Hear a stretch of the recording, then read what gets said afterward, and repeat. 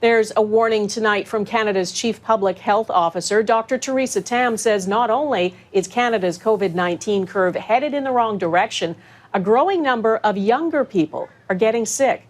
In the last week, more than 60% of newly reported cases were people under the age of 39, and nearly a third of them had to be hospitalized.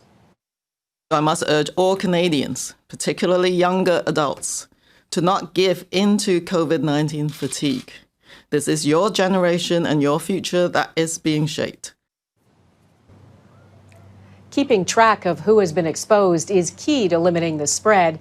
And today, after weeks of delays, a new smartphone contact tracing app is finally in beta testing. It's designed to warn users if they've been in close contact with someone who tested positive for COVID-19. You can sign up to help test the app through the Canadian Digital Service.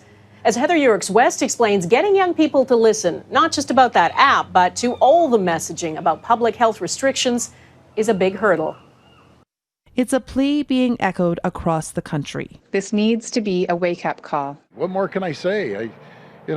Be responsible. Call out your friends if they're not feeling well. After months under lockdown, young people are hitting the town at bars, restaurants, parties, and gyms.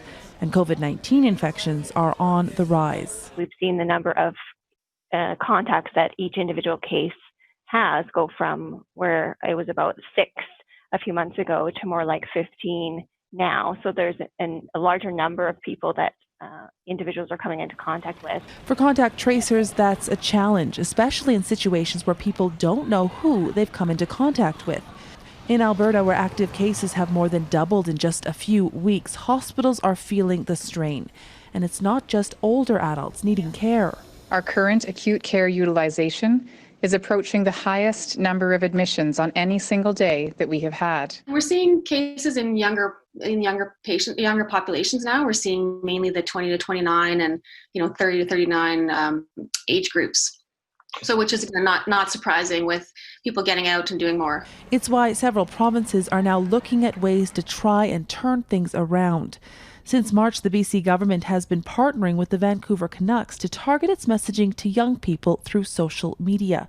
The province says it plans to start enlisting the help of other social media influencers soon, too. We can gather, we can chill, just no hugs or kisses. 2 meters apart, we can still talk and listen.